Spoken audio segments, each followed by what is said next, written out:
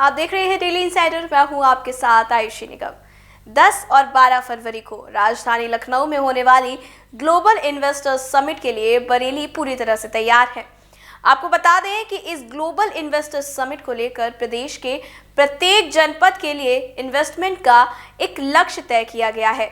नाथ नगरी के लिए भी 4500 करोड़ का लक्ष्य रखा गया, जो कि पूरा हो चुका है।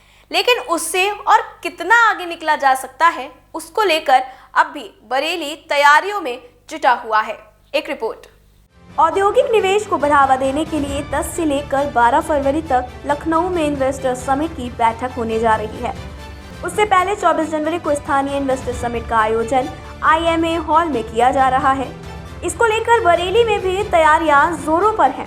इसके लिए IIA, लघु उद्योग भारती और चैम्बर ऑफ कॉमर्स के प्रतिनिधियों के अलावा रोहिलखंड मंडल और उत्तराखंड के उद्यमी हिस्सा लेंगे।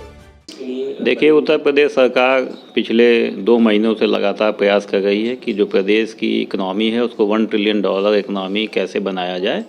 इसी उद्देश्य से ये 10 से 12 फरवरी 2023 के मध्य लखनऊ में एक ग्लोबल इन्वेस्टर समिट का आयोजन किया जा रहा है और प्रथम कड़ी में इसमें 10 लाख करोड़ रुपए का निवेश का लक्ष्य प्रदेश सरकार ने स्थापित किया था और उसको जो हमारे मंत्री परिषद के सदस्यगण सभी देशों में गए, 16 देशों में, और उसकी जो अपार सफलता उत्तर प्रदेश में निवेश करने के इच्छुक उद्यमियों से मिली और 7,21,000 करोड़ रुपए के निवेश के प्रस्ताव मिले, उसी क्रम में इस लक्ष्य को प्रदेश सरकार ने बढ़ाकर 17 लाख करोड़ कर दिया और इसी निवेश लक्ष्य के सापेक्ष सभी विभागों को, सभी जनपदों को निवेश का लक्ष्य दिया गया है।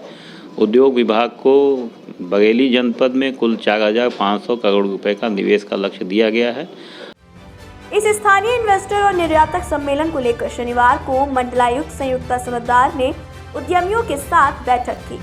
लगभग 1 घंटे तक चली मीटिंग में कमिश्नर ने IIA, चैम्बर ऑफ कॉमर्स और लघु उद्योग भारती के उद्यमियों से बरेली में अधिक से अधिक निवेश करने की भी अपील की।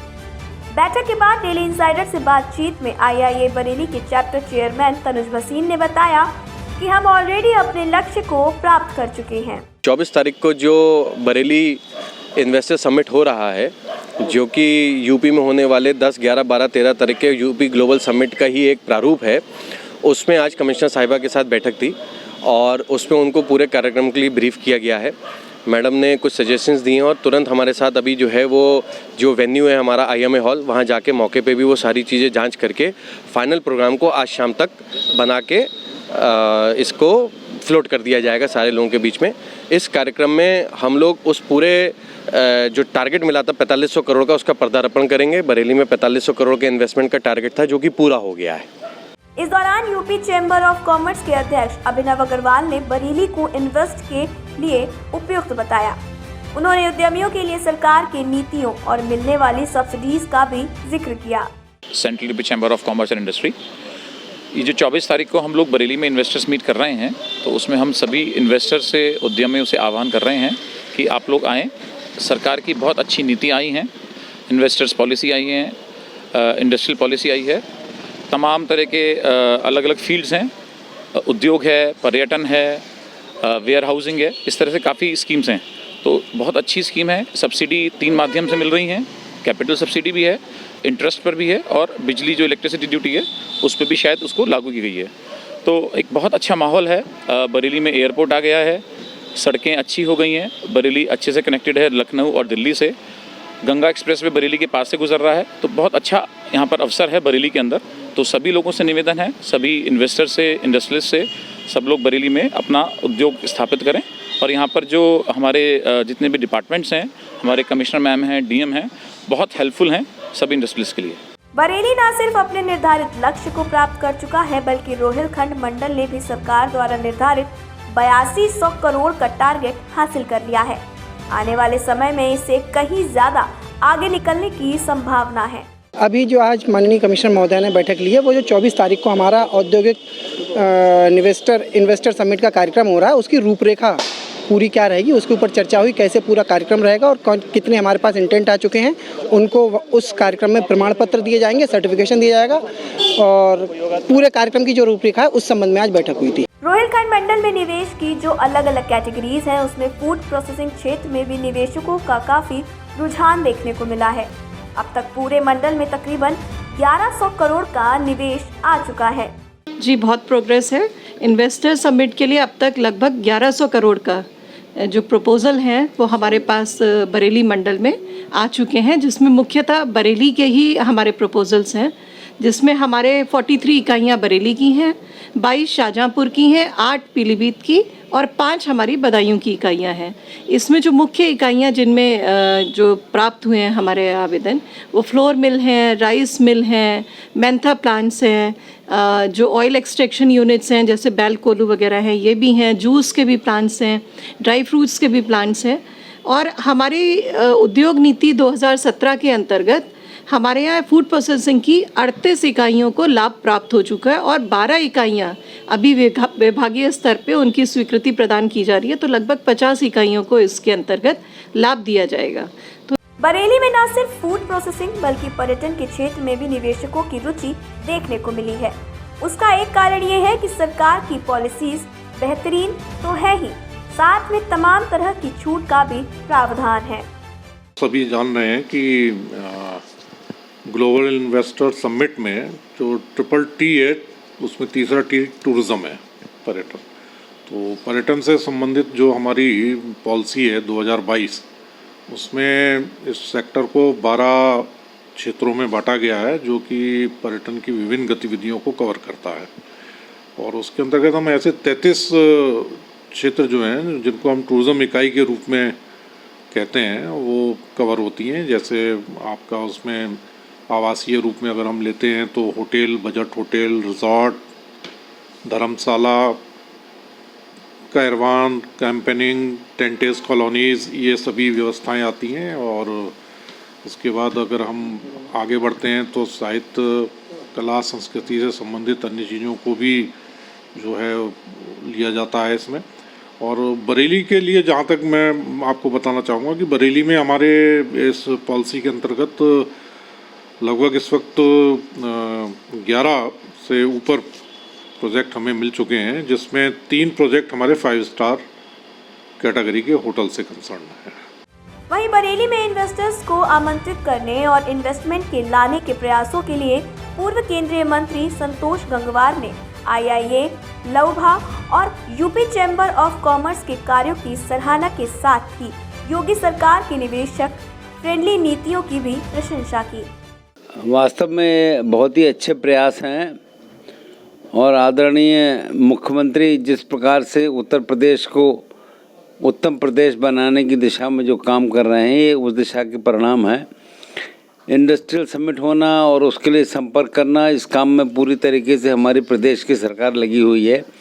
बरेली भी इसमें पीछे नहीं रहेगा।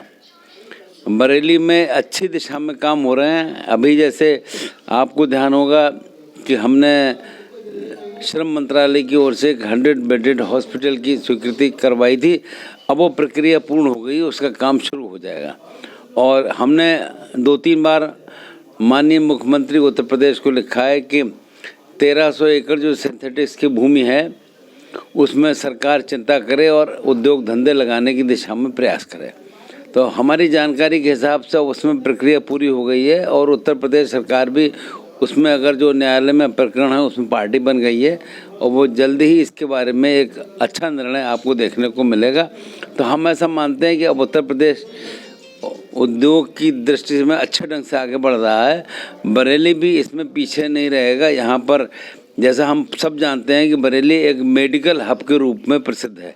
बरेली में निवेशकों की रुचि क्यों अधिक है, इसके बारे में बोलते हुए कैबिनेट मंत्री धर्मपाल सिंह ने बताया कि बरेली की लोकेशन, कनेक्टिविटी और सुरक्षा व्यवस्था के चलते निवेशकों के लिए उपयुक्त साबित हो रहा है।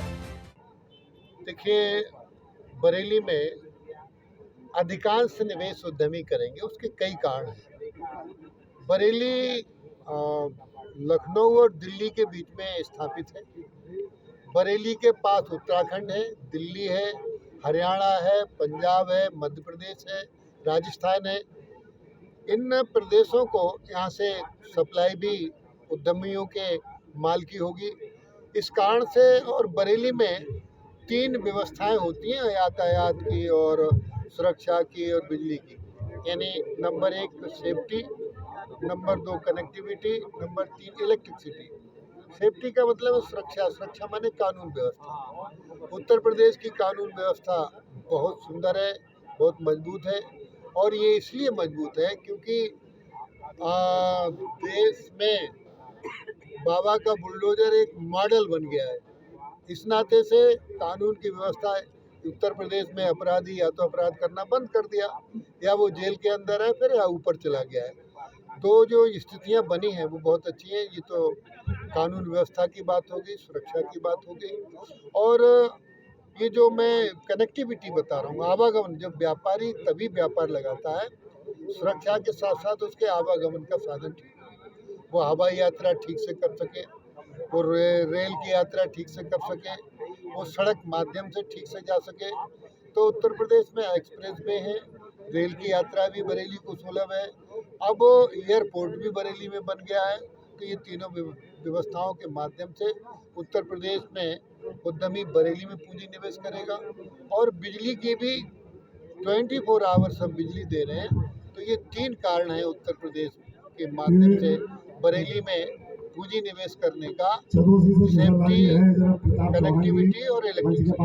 वहीं बरेली में निवेश को लेकर यहां के बिथरी चैनपुर से विधायक राघवेंद्र शर्मा ने बताया कि अभी तक तकरीबन 5000 करोड़ रुपए के MOU साइन किए जा चुके हैं।